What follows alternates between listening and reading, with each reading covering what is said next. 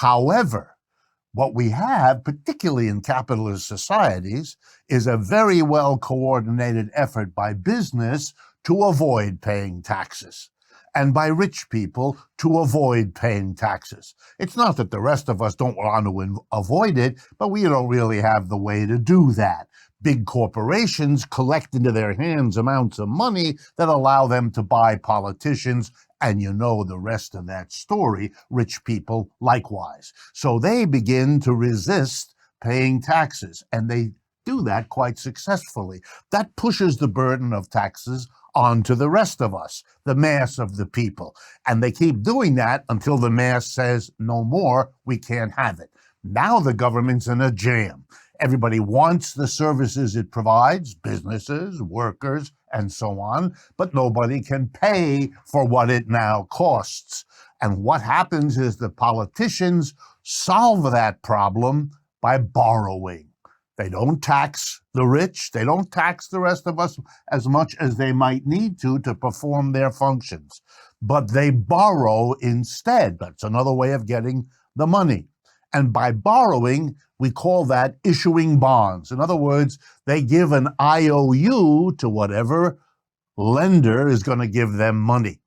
And that's all a government bond is. It's the same thing as government borrowing. It's just the form in which that borrowing is done. You literally, if you lend to the government, get a piece of paper where the government promises to pay you back at a certain point and to give you interest payments between now and when they pay you back. It's an IOU like any other.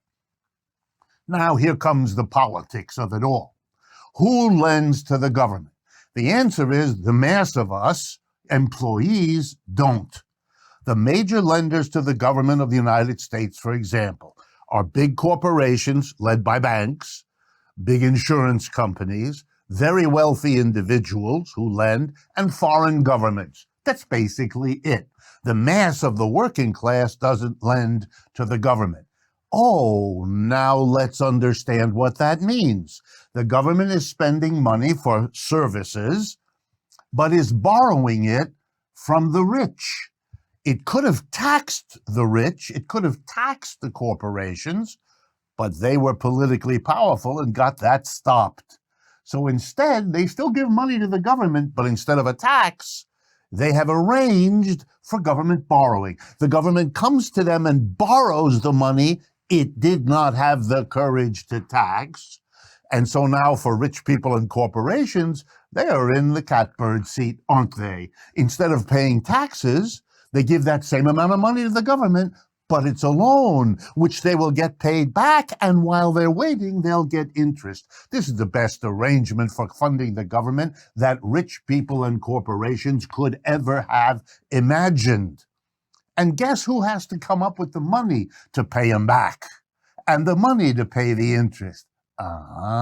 You and me, who will pay the taxes eventually to do all of this payback that has to happen. So government bonds are a maneuver. Borrowing from corporations is a maneuver. It saves them from having to pay taxes and then doubles the reward. Not only will you not have to pay taxes, but we'll borrow the money from you, pay it all back, and give you interest in the meanwhile. No wonder eventually this system blows up as the mass of people watch themselves squeezed ever more by a government that is serving the rich and powerful in this way, which is a little bit hidden, but once you study it, you can see exactly what's going on.